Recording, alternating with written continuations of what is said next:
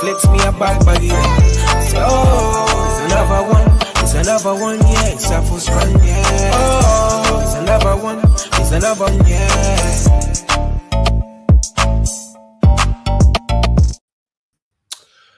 Good afternoon.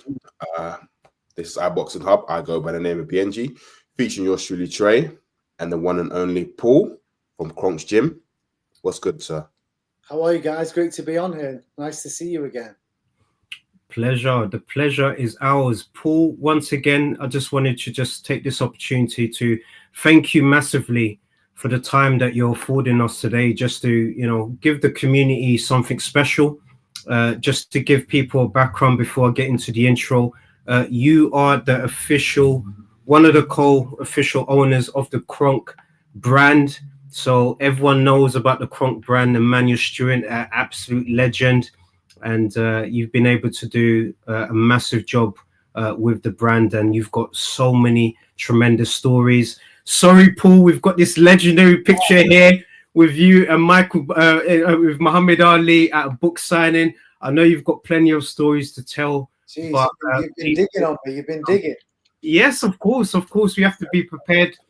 Before we go live, just wanted to say, people, thank you so much for tuning in.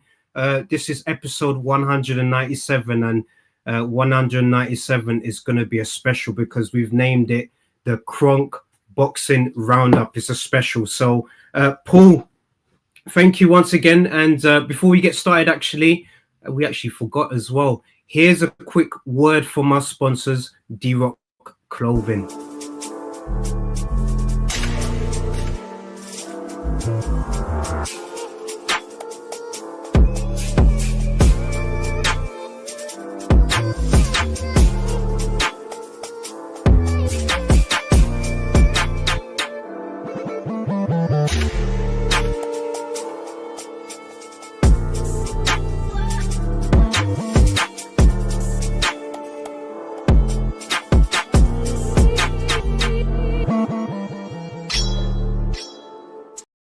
I like that gear, guys. Very nice.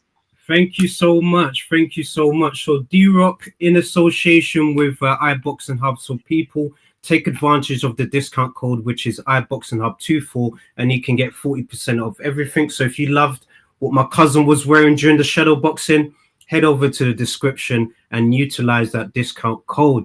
But yes, Paul, I'm really excited about this because, look, here in the UK, we do have I would say someone who's selling the Kronk brand, but I just wanted to remind the people that this is the official owner of the brand. So that person that's selling it, they're not the owners of the brand.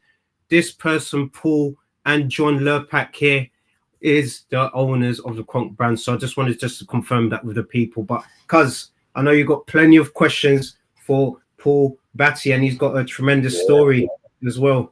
Where do I start? Okay, let me dive in. What got you into boxing? So again, Tremaine, Chris, wonderful to be here. I've been a subscriber of your channel for many times. I didn't know you're episode 197, so you've been going quite a few years, right? Yes. Yeah, we've been going on for a few years, but it's not only us that does shows. We've got a whole family. So we've got the Stay Weighed In brothers who do shows as well. They're reaching episode 50. We've also got our Yorkshire brothers who they're based up north. They do Crossroads and boxing, so they're reaching episode 20. We've also got El Rico. He's the person that deals with banter and boxing. So we've got a big team that deals with various different aspects of the channel, so we really do appreciate it. And Mr. Neutral saying good evening, good afternoon, iBoxingHub, and salute to Paul Bhatti from Kronk Gym. Look, we've got someone to tune in, Mr. Neutral. I actually call him the classy one, and I actually also call him the Jim Watt of new boxing media because his commentary skills is tremendous, Paul. So yeah. No, great. Well, Chris, to answer your question, I got into boxing very young. My dad, who's unfortunately not with me anymore, he passed in 15, but a massive Muhammad Ali fan, a massive Ali fan. He went to see him against Cooper, both fights, He went to visit him at the Piccadilly Hotel in '63 when he stayed there for the first Cooper fight. And I just remember watching my dad watching Muhammad Ali get beat up against Larry Holmes about 1980. I was 7 or 8 years old. And it was actually the first time I saw my dad cry. As you all know, with that fight, awful spectacle, awful fight. Muhammad's just like this for 10 rounds, getting beaten up by his sparring partner. And that passion, that tear, that emotion that my dad had, it stuck with me. Obviously, I never conversed with him at 7, 8 years old to understand the emotional aspect. But knowing who he was and knowing how that got him, I'm looking at this guy and I realized that this was special. Then over the years, it all just clicked for me. And like every kid does around the house, they'd be looking drawers, cupboards, and they're mooching around. I just saw scrapbooks that I've still got. I brought them all here to the US. Just paper cuttings that are 50, 60 years old. All these books behind me, my dad just had in pristine condition. So all around this office, it's a shrine to Muhammad Ali, including that picture that you showed. That was 1992 at a bookstore in Manchester. And I turned up there many hours before with some friends. And the champ was 47 there. And the coolest thing was, guys, that there was a lot of people out there to meet him, as you'd expect. He wasn't talking even then very well. He didn't say a word that whole day. But he just carried that unbelievable aura. He walked in the store, he's shadow boxing with people, and then everybody just walking up. He signs the book, shakes hand. I walk up, and he turned to me, and he starts throwing punches. And I've actually got the footage. Of it. And then he's throwing punches at me, and then he goes, as if to blow me over because I'm a nothing and a nobody. But something I'll never forget to meet my hero. But that love for the sport, to answer your question, Chris, directly from my dad, and that followed on being 13 years old, watching the live ITV broadcast with Gary Newbon back in the day, Tyson Burbick, and I'll never forget Reg Guttridge's famous commentary that Burbick's stumbling like in a playpen. And these kind of events just got me hooked on that sport.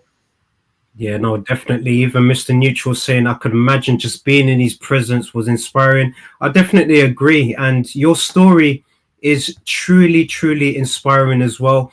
Shout out to El Rico. So this is the person I was talking about, who's our right-hand man as well. He deals with banter and boxing, but he also manages the talent. He's also saying shout out to Kronk and shout out to you, El Rico. What I wanted to also ask you, Paul, and we had this conversation off air as well, and I just wanted the people to understand your story as well. You obviously are now based in Detroit, but you have a Mancunian accent, of course. Our connection is through our love of Manchester United as well, football, but boxing is also our love as well. But can you just explain to the people how, the journey happened from you being in Manchester to, being in Detroit and now being involved in, for me, the most famous brand in boxing, which is Kronk?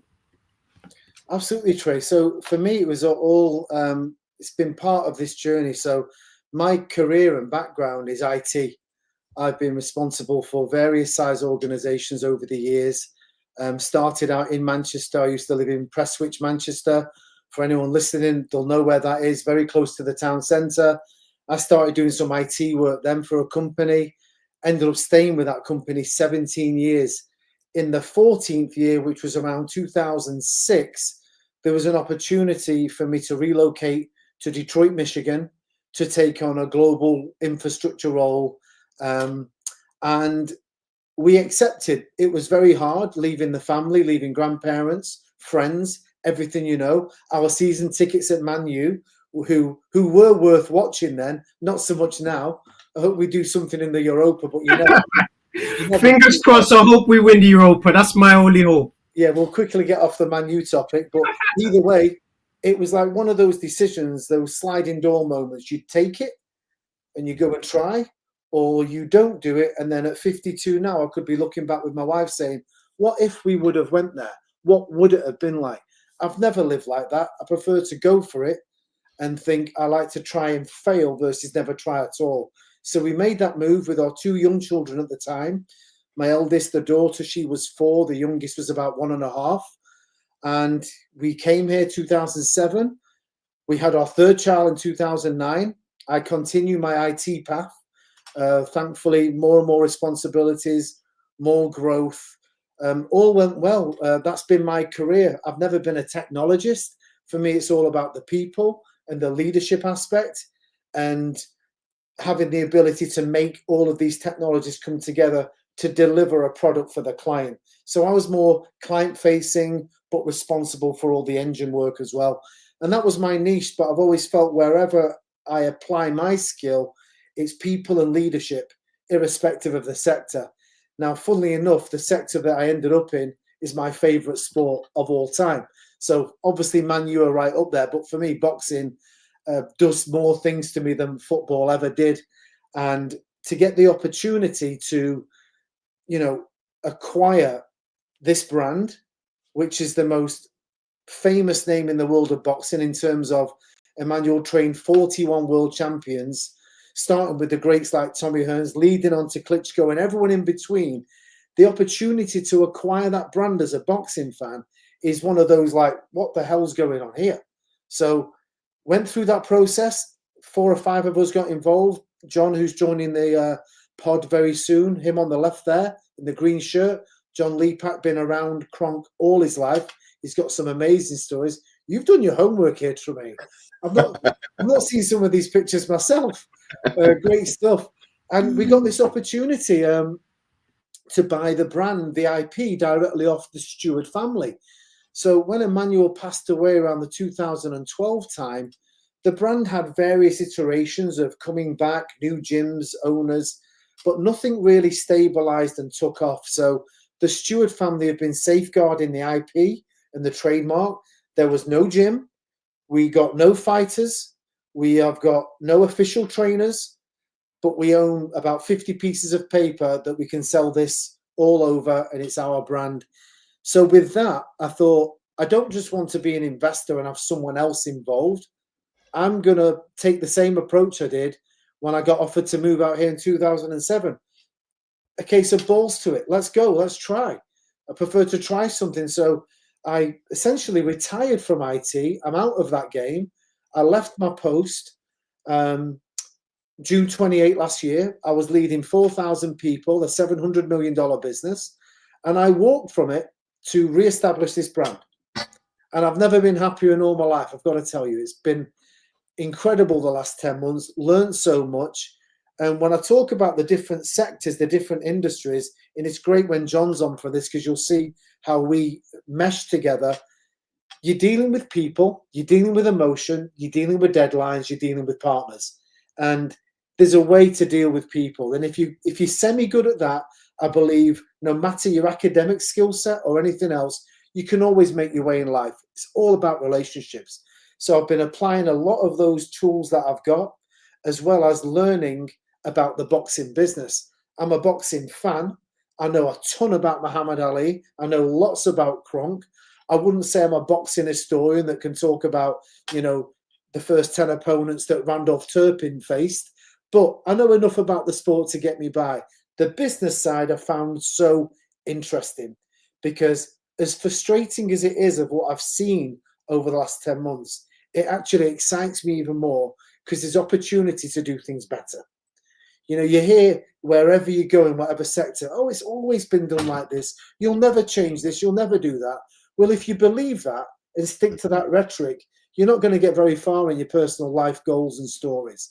So I'm not here to say that myself, John, and Kronk are going to change the face in the world of boxing, but within our own environment and within our own brand and our own business and employees, yes, we can make a difference. So that's what I'm driving to do. Wow, that is just so powerful as well. And I just find that your story is very, very inspirational. Just as an entrepreneur myself, and just having aspirations to do what you're doing, it just gives me that extra bit of hope to know that, there's people that, apply their skills from other trades to be able to apply it to their passion, and you're thriving right now as well. And I also wanted to mention as well, both you and John also have a fighter under your books as well. And last weekend, he obviously got his victory, 2-0 now. So could you also explain that journey, to the fact that you're also covering different aspects as well as having a fight under your books as well? For sure, yeah, we're very proud to have him. His name's Hunter Lee, a decorated amateur from Canada. As you can see, he's a very handsome young man. He's very eloquent. He speaks very well, knowledgeable on the sport, fantastic family and upbringing. And he's actually 25, so he's come pro pretty late, but an extensive amateur career. I think 9 or 10 times national amateur champion of Canada, Quebec champion, multiple Golden Gloves winner, over 100 amateur wins. And he comes with great pedigree, and we signed him up. So he's our first pro fighter, and he's had 2 fights, 2-0, 2 knockouts. He's learning the game. And what we liked about Hunter was, it wasn't a kid that was just coming up 18, I want to turn pro, I want to turn pro. He's got a business mind, he's got his own few little hustles going on, but he was waiting for the right partners, because he's also aware of the pitfalls of the sport that we're all aware of. And for me, as I go back to the leadership aspect, when we have fighters, and albeit he's our first one, and we have got a pipeline and a roster that we are reviewing, but I made it very clear when we signed Hunter on a 3-year advisory contract, we're here to guide your career, not just inside the ring, but outside the ring.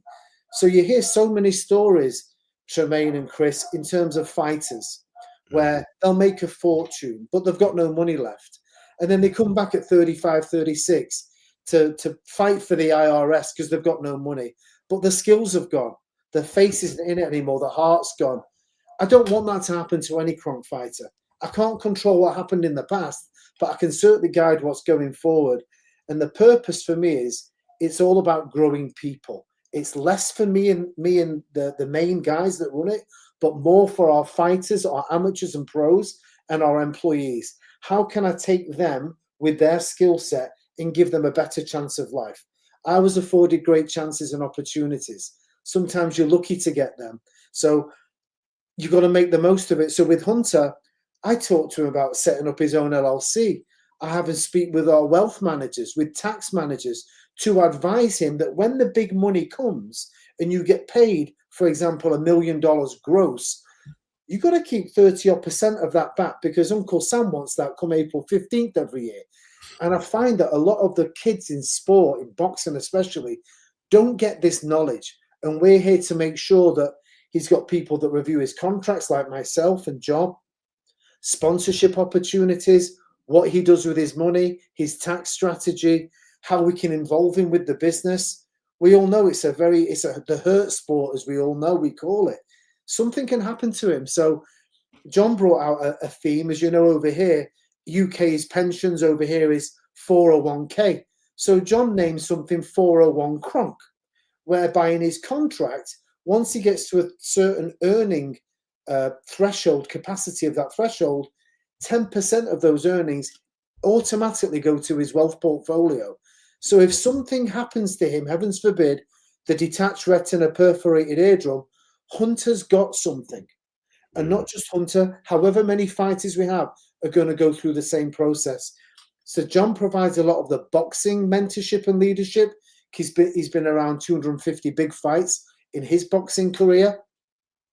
And I will provide the career, the life coaching, the infrastructure around him to make him successful. All I said to him on that very day where the picture was, that I want you to focus on training.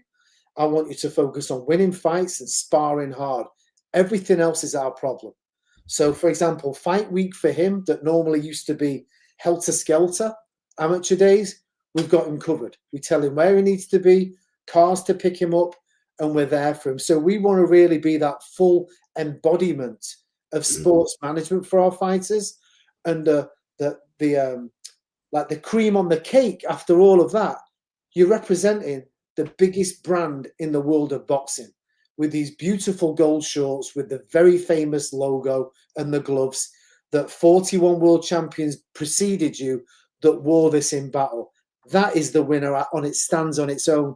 When you add in everything else that we're doing, it's a very compelling sell to any amateur or pro fighter that wants to join us or is looking for a change.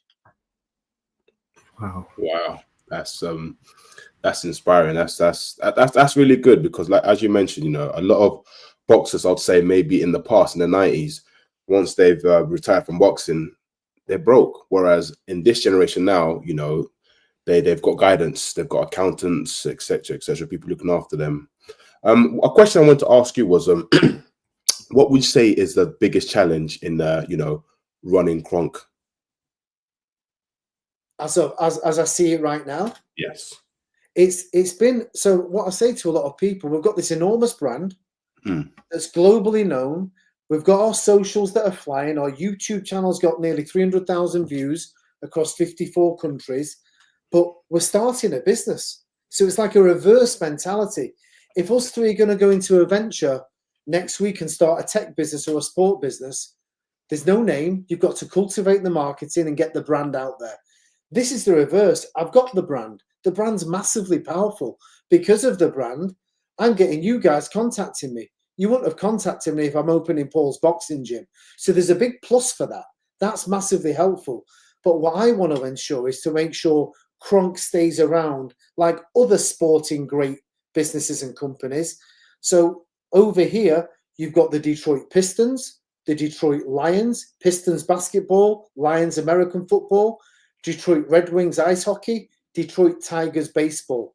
4 franchises within a mile of each other, downtown Detroit.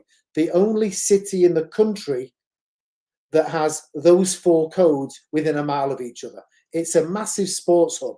Kronk was always known as the 5th franchise, Detroit's 5th franchise. Unfortunately, that faded away. And Tremaine, I mentioned this to you when we had our chat before this podcast. Yeah. When I did my investment cycle with the Steward family, I made the comment about being a lad from Manchester, not having Manchester United in Manchester is sacrilege, like not having Kronk in Detroit. And for me, that is absolutely inexcusable and cannot happen. So what I'm going to is, it's building the business to ensure there's longevity and scale without just relying on boxing. I've got to ensure that the other revenue streams are always going to support boxing, because boxing can give you good and bad results financially at any given time. And especially with the current environment of boxing, there is so much in the air, which again, I think represents opportunity for a big brand coming back into the mix, like Ring Magazine. They've come in with massive backing, and look what they're doing. They were dead and buried for years. They weren't even selling the paper magazine. It was digital. So the biggest challenge I've got is cultivating those revenue streams, which is the merchandise, which thankfully is doing really well, licensing, franchising, sponsorships, getting all those off the ground, making sure that we've got a really strong foundation, so as we scale, it doesn't implode. So that's kind of my biggest focus and challenge right now. And I don't class it as a problem. I class it as positive stress of building a business. No, 100%. I agree with you completely. Boxing After Dark, Paul, is a tremendous channel. He actually creates great content for boxing. Big up to you. Thank you so much for tuning in. He's saying that he would love to know your favorite fighter from Kronk.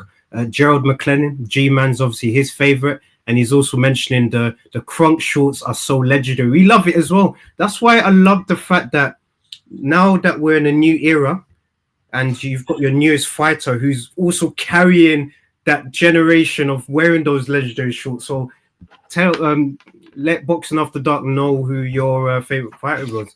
So my favorite Kronk fighter of all time is Lennox Lewis.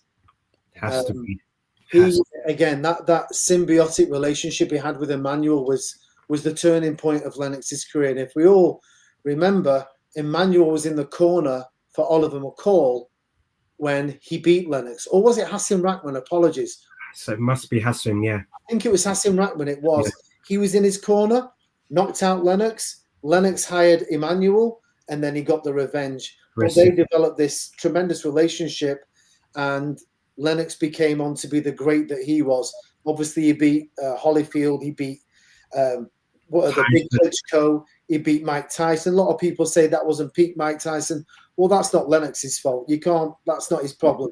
He beat what was in front of him. So for me, Lennox Lewis was my favorite Kronk fighter. I've been very fortunate to spend time with Tommy Hearns. He's obviously very associated. Oh, look at you. You got to tell us this story, Paul, please. What's the story behind the picture? To everyone listening, this was not planned. He's done his work. Tremendous job, man. Great work. God bless you. Tommy Hearns, we had dinner with him. I think that was back in September last year. And we had dinner at a restaurant downtown Detroit that's been frequented by so many people famous in sports and the celebrity acting world, called Mario's. And we had dinner there with Hill McKenty, our first world champion, John Lepak, as you see there. And the gentleman to the right of John Lepak is Jerry Reese, who's a longtime advisor for Tommy. And this was just our first meeting with Tommy, telling him about the new iteration of the brand, what we're doing, our hopes and aspirations, and how we can use him ambassadorially as we move forward. That picture you showed with the footage, well, that particular day, I just uploaded some footage of Mike McCallum and Tommy Hearns sparring for 3 or 4 rounds in Harrah's in Atlantic City for whatever the fight Tommy was preparing for. McCallum, the body snatcher, was the sparring partner. He'd not seen that since that day. He didn't even know it was recorded. And I'm showing it him. And it was a bit of an awkward angle for me. In like the first 30 seconds, I was like, Tommy, yeah, you were fantastic. He said, hey, keep that phone there. I want to watch it all. So on my Instagram post, I said it was quite surreal showing the champ sparring footage of him in his peak against Mike McCallum. And the sparring fights back in those days, a tiny plug for our YouTube channel. It's all on there. We've got lots of VHS footage that we've digitized and uploaded to our YouTube channel, is filming that John took when he's watching Gerald McClellan and James Toney sparring the old Kronk gym. It's like a pay-per-view event these days. I mean, they're going at it. So this footage of McCallum and Hearns, the fans that comment, they're saying, you don't see this anymore. Thank goodness for you guys bringing this back so we can see what real sparring was about and real coaching and teaching from Emanuel. So it was pretty special. It was a very good dinner and great to meet him. So he's obviously one of my favorites, but yeah, the real answer, absolutely Lennox Lewis. Lennox Lewis, Mr. Undisputed himself. He's actually Britain's last, Josh Taylor, technically. Yeah. So, yeah, Josh Taylor. So, but talking about British, we're going to have to give heavyweight, we're going to have to give it to Lennox Lewis. Yeah. This is powerful. Just those sparring stories is powerful as well. And just so the community knows as well, we're going to work with Paul to, distribute some of this content as well, so that we'll let you guys know that you can go to Kronk's page to access some of this footage that we'll do some stuff with Paul with. But yeah, it's just exciting times, man. Really exciting times. Sorry, cuz you was about to say something. Yeah, I'm so engaged with the stories, etc.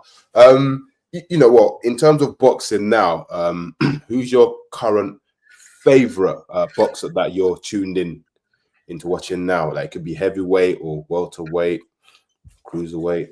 So my favorite boxer right now is retired, Mr. Fury. I love everything about him. Again, another link to Kronk. He came over here 2009 with a bag from Manchester Airport. He knocks on the door of the Kronk gym. There's 6'9" white guys there. Another great prep picture there. Look at that, Andy Lee. We're very close with him as well. And he knocks on the door, and Emanuel's like this. I think Sugar Hill answered the door. Some white kids here to train, 6'9" heavyweight. Well, he cleaned out the gym. There probably wasn't many heavyweights there that day, but Emanuel could see, and he went on to interview saying that him and Wilder in years to come are going to dominate the heavyweight division, and they did. And obviously Fury took the lead with that trilogy, which I was fortunate to see all of them live. I was nothing to do with Kronk then, but as a fan and living here, it's a 3.5-4 hour flight to Vegas. The first one was in LA, 4 hours. So I saw the draw live, and I saw the following two.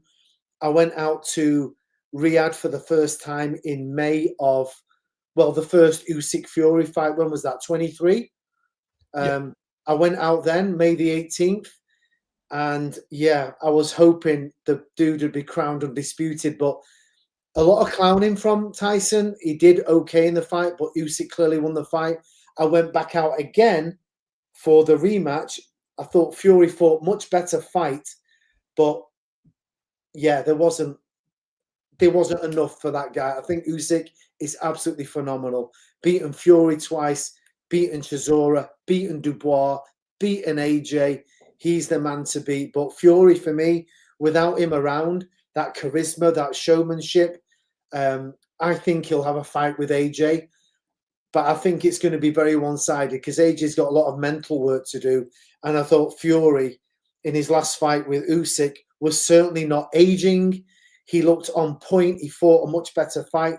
Tactically, he seemed fitter, but that guy was just better. But I'd love to see him back. So he's my favourite one to watch. And another one I really like to watch is Ryan Garcia. There might be a few issues with saying that, but you know, Conor Benn's been through issues with drugs. So many have. I'm not advocating that whatsoever. But from a skill set perspective and that whip of a left hook he's got, I think he's a especially talented fighter. And I'm really looking forward to him beating Romero in a week or so. So I like watching Ryan as well. Oh yeah, Ryan, the King Garcia. No, big up to him as well. And Boxing After Dark's absolutely loving you, Paul. He's just saying right now, is there any chance of getting some signed memorabilia on the Kronk store in the future? And just so I'm saying that as well, we've got your partner in crime. We've got John from Kronk. Yes, John, big up to you. Thank you so much for joining us. Paul's set the tone perfectly, but look, this picture for me surmises the great partnership that you guys have and what you guys are building. So, John, it's just an absolute honor just to have you on the show and to bless us with your tremendous stories that you have with the Kronk Gym as well. Paul was actually explaining as well that you was actually the one recording some of these legendary spar footages on Kronk's web YouTube channel. So just I'm just excited to have you, Paul. John. So no, thank you. You're far too kind. I apologize for being late. Parental duties and a car accident avoided, but I made it. And my great partner there, I'm sure he did a fantastic job of holding it down in my absence. There's no one else I would really trust, honestly, other than Paul. You know, I've been through so much in this business over the years, going back to holding that camcorder as you spoke about, and Paul's just a pleasure to deal with and a consummate professional. And like I said, there's no one better that I could have by my side working in this business. Appreciate that, brother.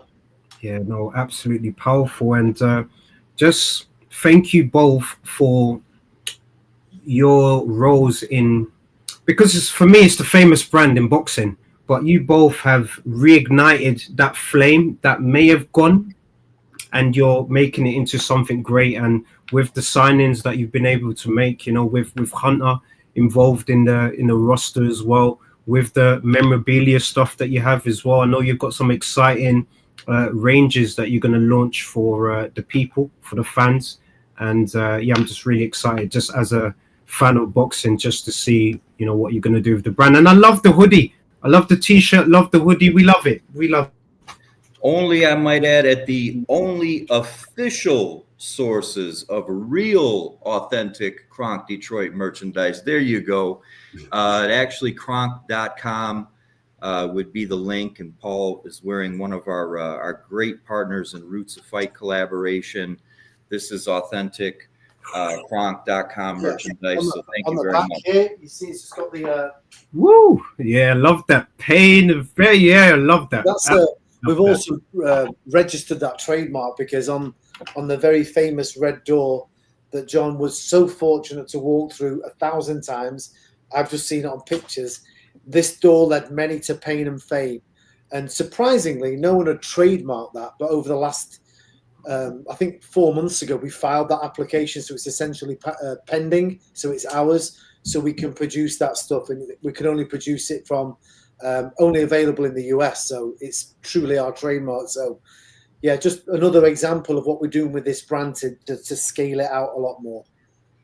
And I'm sure, Paul, you touched on it, but that's a lot of people have, obviously made a lot of inquiries since we got back in this together about where we're at with the brand. And, while I think I speak for the whole team when I say we can't wait to be able to deliver on so much for the fans. We appreciate their patience, but there's just a lot of things behind the scenes that we didn't want to rush the process. As I like to say here in the States, people are used to putting something in the microwave, cooking it on fast, but then they don't even have the patience to wait for that. And they're opening the door, taking the dish out of the microwave. Well, this is a slow cook process for us. And we're making sure, again, from things like trademark filings, legal documents, having the right team of lawyers involved, making sure, again, the foundation is very strong. And again, we appreciate the patience of the fans. We've got some really exciting news that we'll be announcing in conjunction with some collaborations and partnerships, including the gym. I don't know if, Paul, you let them know, we do have an executed lease in place, but I kind of was in two minds, John, because we can't say anything about it. So yeah, we've got 3 really good things signed and sealed, but we're working with the respective marketing and PR agencies of those businesses before we can do Instagram collaborating and all that stuff. But really, really happy with the pace that we've been able to hit right from the get-go.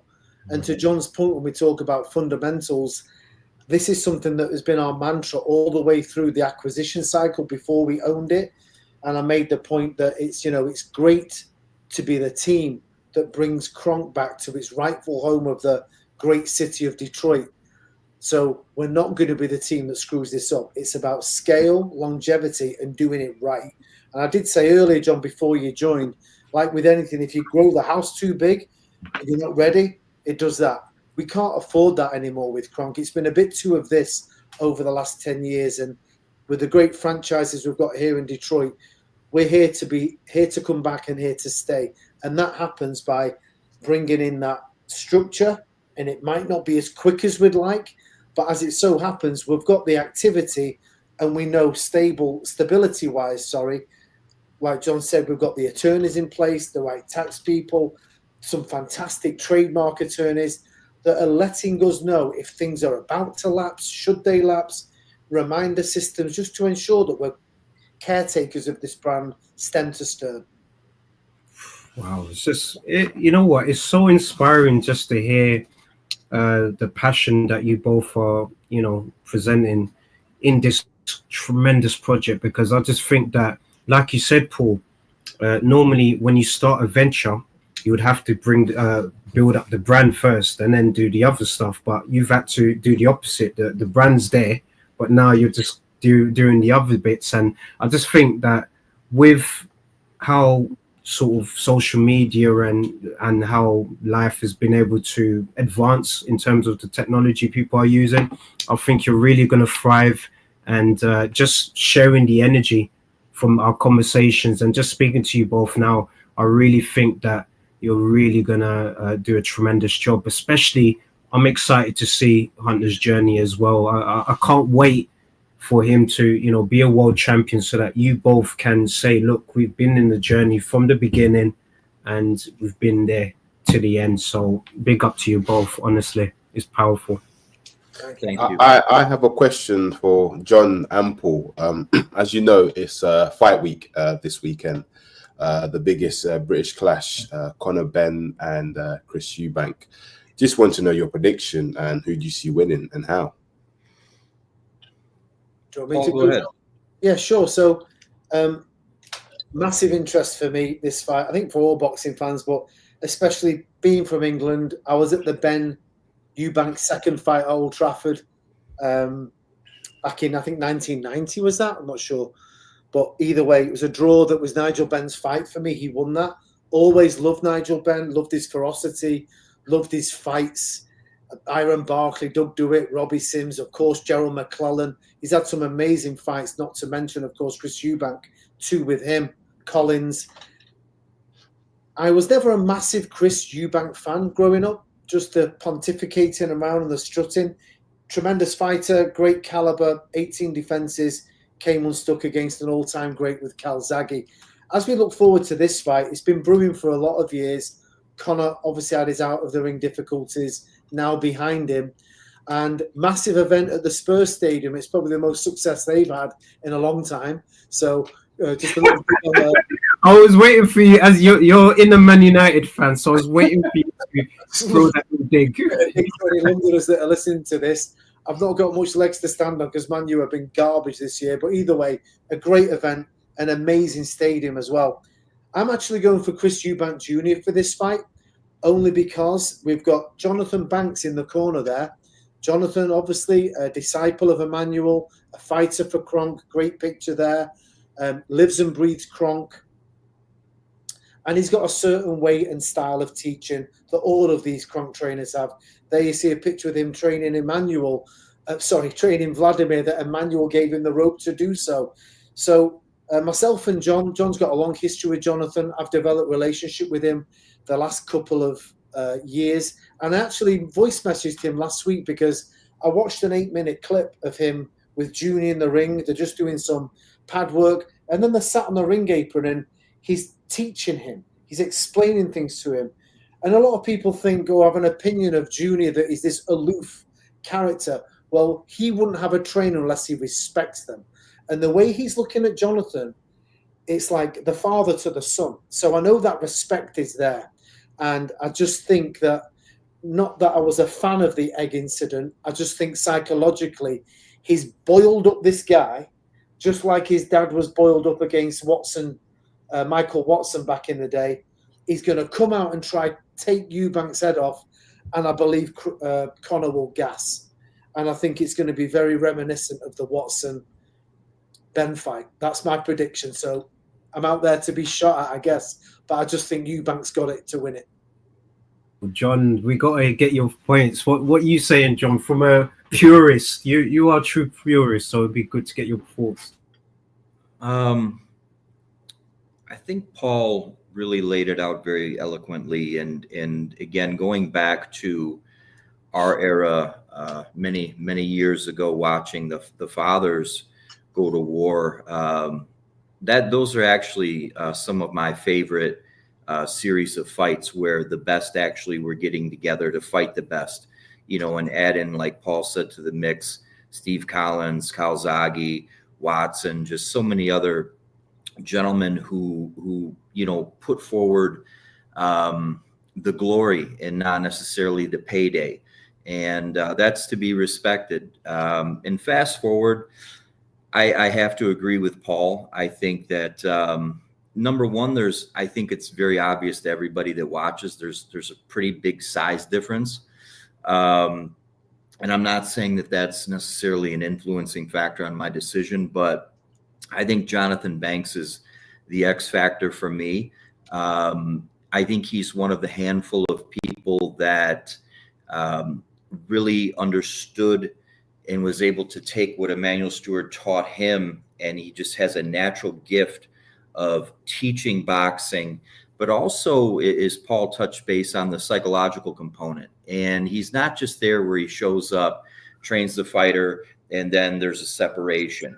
He does a lot of the same things that Emanuel took time to do, like that I saw personally with Lennox and Jeff Fennick and Mark Breland and so many others I was blessed to be in camp with. And Jonathan takes that same approach, like a mentor, a true mentor, coach figure. And I think that'll be a big part of the deciding factor in this fight, but also leaning towards my decision. So not to be completely biased to our guy, but when one of our guys is in the corner, we got to root for the hometown guy. You know what? I 1,000% agree with you guys. I'm not too sure of my cousin, but I'm Team Eubank as well, man. What it is, I just, not only with the connection with Banks, I think that's a tremendous acquisition to his team because of the history with Emanuel Steward and what he's going to bring to his corner. But I think you're both right. Just in terms of the experience, ring IQ, I think also the weight is going to be a big factor. And I think, like you both said, Eubank has set a trap, which is to get Conor very angry and rattled, and he's done that. So that could determine what's going to happen in the first, let's say, first 4 to 5 rounds. Should he survive those 4 to 5 rounds, which people think that Conor's got a good chance, then, you know, after the 6th round, I think it's just going to be plain sailing for Chris when he withstands that heat. But because I don't know what you're saying. Do you know what? It's a tricky one because so Conor's moving up 2 weights, right? Apparently he walks at 160, but he's actually a 147 fighter. The way I see it, Conor's saying that, you know, he's gonna bang out Chris between 1 and 4 rounds. Now, if it goes past 5 rounds, he might struggle because he's never fought at that weight. But again, you know, the way I see it, on paper, I'll say Eubank, most definitely. But again, when it comes to fight night, anything's possible. All it takes for one clean punch to land. But I'm going for Eubank. I'm going for Eubank. But if it goes to distance, I can see it being a draw. And I know it sounds silly, but I just see it being a draw where they might want to run it back to generate more money. It's boxing. It's sport. It's business. Yeah. Well, it's also, you know, there's no proven method to, you know, what one of our views may differ from each one. We all may watch the same fight, but certain things appeal to one of us more than appeals to the other. And I think that's part of an element that unfortunately boxing gets a really bad mark. And especially today, you hear, oh, that was a robbery. Oh, he got robbed. No, it was a close fight. It could have went either way, maybe in some situations. So I think for those that really understand the sweet science and know what to look for offensively, defensively, I think that a lot of the fight will be coming down to measuring it in a matter of inches at times, if you will. You know, the ability to effectively impress the judges with what those particular judges may be looking for. And that, not to go into the business side of things, but like, for example, leading up to the Lennox Lewis and Mike Tyson fight, I had left Kronk for that period of time, and I was actually working for Mike and was a part of his promoter of record team. And one of my responsibilities was to research not only a list of proposed referees, but proposed judges. So you really have to go into, when it comes down to these major fights, know what the judges look for. And if it does, you know, get to those advanced stages of where things like that are being negotiated and both camps have to agree, it's not just one camp or the other gets a pick. It's not like that. But, you know, you have to be aware of all of those things. You have to know what, again, maybe like in the case of Angelo Dundee, where when he fought Marvin Hagler and they had this signal where it was like 30 seconds, you know, and then Sugar Ray turns it on and turns the flurry on to steal the round, and it gets the crowd ooh and ah. And that might be the last thing the judges hear going into when they're writing the score down. And they may have, they're human. They may have forgotten that first 30 seconds, but they remember the last 30 seconds. So there's a lot of little things I always like to take into consideration, not to overanalyze, but that's how deep I like to look into predicting some fights. And I think this is one of those fights. There's a lot of really special intangibles that'll come into play. But I think at the end of the day, the fans win because it's a great rivalry. It's great for the press. And let's just hope they give the fans their money's worth. I can't wait for it. I can't wait for it as well. And it's obviously got a juicy undercard. I don't know if you guys are quite familiar, but we've got Anthony Yard versus Lyndon Arthur. That's a trilogy. Liam Smith, who, you know, lost to Eubank, but he beat him the first time, is also in the card. And you've got a juicy cruiserweight fight between Chev Clark and Vidal Riley, and Crispin Smith is also there as well, Glanton. So I think it's going to be a good card overall. And I think, John, you're right. You know, the fans do win with these fights. It's obviously going to be upsetting that we're not going to see Senior, you know, in that fight, because that would have been the missing ingredient to the whole build-up. But I'm sure, look, it's going to be a good showing. But I'm not going to lie to you both and my cousin. I'm going to be honest with you. I just want this fight to happen the one time. I want Chris to move on and try win a title. I want Conor to move on back to welterweight and try win the title. And look, let's just move forward, because I think weight classes are there for a reason, and when you're moving up 2 weight classes, it is very difficult. I know there's been people of the past. Look, Paul, you've met one of my personal favorites. For me, he's one of the greats of the sports. You know, Roy Jones Jr. has been able to show that you've been able to move up in weights, but on this occasion, I don't think Conor has shown enough, even at 154, that he could do something to Junior at 160. But who knows? It's a puncher's chance. That's a great point that you made, because, you know, one that has proven themselves at these weight classes as they've climbed. And if you look at Roy, even though there was a massive jump when he moved to heavyweight, again, there was strategy involved. It was what champion did he pick to go after? What was his approach into growing into a heavyweight for that fight? But you also have to look at the flip side of what happened when he tried to lose that extra few pounds and was just bone dry. I was a part of the promotional team for the Tarver fight when he got stopped. And I remember when Roy got off the scale, I said that's it. I don't like to gamble on fights, but that was an easy one to predict just by seeing what had happened to Roy in that weight loss process. But going back to your point, when you see a lot of great fighters like Tommy move up, you know, it's strategic moves up in weight. When Duran moved up in weight, you know, Sugar Ray Leonard climbed up in weight. So many fighters throughout history have done it effectively, but it's been calculated measurements taken. This is I would probably rate this as one of the biggest leaps up in unproven weight classes that we've seen in a long time. This absolutely, I agree with you, John. I absolutely agree with you. And just, this is why I like to speak to, you know, great minds like yourselves, because you've been able to watch the sport, you know, religiously, be involved in the sport. So you've seen some of the great moments, like you've seen, you know, Ray Lennon, you know, move up to midweight, but it's very strategic. Also, when Roy Jones was moving up at heavyweight, the guy that he chose, Ruiz, very good champion to choose there, because there was Mike Tyson, who was also a champion in that time, and there was obviously a few others. So look, I know you've got a few stories. Let's go for it, John. I know we're getting short on time, but speaking about Roy, that's a great point, because we were in the very dear friend of mine, Mario Costa, out of New Jersey, owns the Ringside.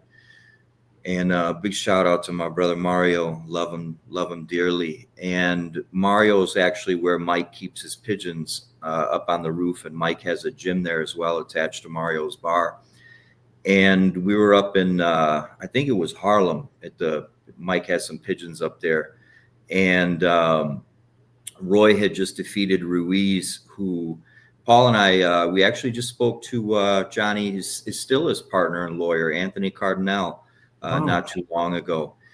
And so when Roy came out of that fight, there was a very short window of time where there was going to be an attempt to make him and Mike. And I don't remember who it was, but somebody put Mike on the phone with Roy, and Roy was doing his best to sell this fight. And Mike was like, "That's cool, Roy. I love you, man, but I'm still going to fuck you up." And that's pretty much the end of the conversation. I may be paraphrasing a little, but I do recall something very close to that being said. And then that was it. They moved right on past that, and Roy went down in weight. And I think that's when we made the I don't know if it was post Etienne, I forget, but it was somewhere in that time frame when Mike was on the tail end, and that would have been, I think, a pretty entertaining fight for as long as it may have lasted. Two very explosive guys with speed and agility. Even at that late stage of Mike's career, there was a brief window where he really was putting it back together before he hurt his knee against Danny Williams. But back to the point of Roy, you know, Roy was able to carry his athleticism, his timing, his reflexes, and they really didn't start to fail him, if you look at it, until he lost that weight. So not that that's a major factor in this fight, but when fighters move up, it's always the moving back down part that scares me. Yeah, no, 100%. I agree with you. And Boxing After Dark absolutely loves you both. He's asking Paul and John, do you have any more old footages to come out on the channel? He's loving the footages that you've got, and I'm sure, John, you've got a few that you've not brought out yet, but you're waiting to bring out the right time. So I can't wait. Just as a fan, absolutely love it. Yeah, everybody, make sure you check us out. Just go to Kronk.com. All the links are there, like we were speaking about earlier, from the official authentic merchandise links to our YouTube channel, our social channels, and we do have quite a bit of footage in the archives. We release it slowly with our schedule, and that's another thing too. When you reach out to us through our socials, you're talking directly to our team, and in most cases, it's Paul and I direct. We had several companies that actually reached out to basically lobby us to hire them to manage our socials. And we'll get there, and we will bring on some help. But I think that's one of the things that keeps our brand very authentic, is that you're talking to real people. It's not, somebody with a corporate message and here's the corporate protocol and here's a history and lesson. No, you could talk to us. We're real people. And I think that's part of what Paul and I do very well, if I may pat ourselves on the back a little bit. But we keep in a lot of the original Kronk people, like Hilmer Kenty, we were speaking about, Jonathan, and so many others, because that's what Emanuel was. Emanuel was a personality. He was the brand. You can't mention Kronk without Emanuel Steward, and vice versa. And so while we'll never be able to replace our great founding father, we can continue to honor his legacy in many ways. And I think part of that is so important to Paul and I is we never lose that personal touch. And anybody that we do officially bring on the team, we want to make sure not only do they have an authentic connection to our history and our roots at Kronk, but they also can do their part to carry on that part of the legacy as well. Wow, it's just truly powerful and inspiring. John, Paul, thank you both massively, just for your time, for the stories, for your inspiration, just for, also an insight into your world. Really do appreciate it. And after the show, we're going to add the links to your socials as well, so that our community could, follow you. And also, if you have any clips that you'd like us to share on our platform, please, we're more than happy to spread the love. For us, it's all about sharing what you guys are doing and just, sharing it to another community, because here in the UK, we do appreciate the Kronk brand. And Paul actually says it the best. Kronk in Detroit is like Manchester United in Manchester. So you have to align them perfectly. So I just wanted to say to you both, thank you massively for, joining us on this special, boxing roundup. That's why we've called it the Kronk Boxing Roundup, because you both are, truly special. Thank you. And I'll let Paul close it out, but I just would like to say, from somebody who is a Detroiter by birth and somebody who spent a lot of time in the original gym, the fans in the UK have always been so very dear and special to not just Kronk, but they were very special to Emanuel. And it's just great, again, to have somebody from, the UK, like with Paul, but now being based here in Metro Detroit, I think is great. I think Emanuel would be smiling about that partnership right there alone. And it's just, again, very, very, I think, inspiring at times, when you get fans from all over the world, but there's such a large base in the UK of Kronk loyal fans. And I would just like to say personally, thank you very much to each and every one of you who support the brand. I would like to thank you, gentlemen, for having us on. And again, Real Kronk, Kronk.com. You can always reach us there. And we respond personally. Again, this is a team. We take a team and a very personal approach to all aspects of this business and brand. Well, Tre, Chris, I can't top that. That was a great ending from John. But obviously, being a Manchester lad, UK born and bred, got a lot of allegiance there, a lot of roots there. And the person I am today is from the roots of how I grew and developed there.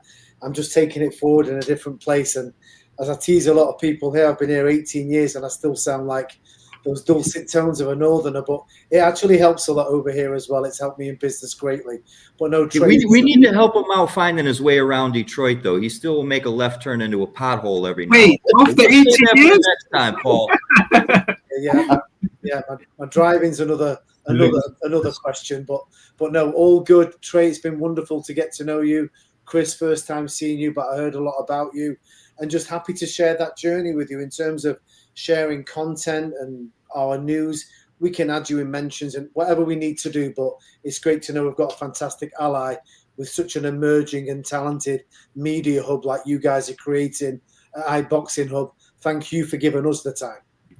Thank you. God bless you. And this is your home as well. Whenever you want to come on, talk boxing, we're here to talk boxing. We're not about the controversy or any of the BS. We're just fans like yourself, and we just want to express our views, and we just want to give our fans, you know, the access into the boxing world. And the fact that what you guys are doing with the Kronk brand is truly powerful. I want our fan base to know that you two are the guys that are leading the brand. So people, there are another brand in the UK that's selling the merch. Don't worry about that. These two is who you need to follow, and we'll put the links in the description so that you can you know, get the new merch. And I believe, I don't know if I'm spilling the tea, but I know with Tommy Hearns you've got something coming out, so fingers crossed comes out, let us know, and bang, we're gonna get that. Will do. Yeah, Yes. and I might add an actually official signed off deal by Hearns and Hearns representatives, but we'll save that for another time. Wow, let everyone saying shout out at iBoxingHub and Kronk. Yes, man, we love you. We love you, Thomas. Thank you so much for tuning in. Cuz, can you wrap up the show, and God bless these two as well? Yeah, sure. Guys, thank you for your support. Keep supporting. Have a lovely, productive week, and we shall see you again on Sunday. Peace and love. Thanks, guys. God bless. It's another band. All the Muslim calls now, whichever hit up. I talk my card with a sweet one, please. Someone flicks me up.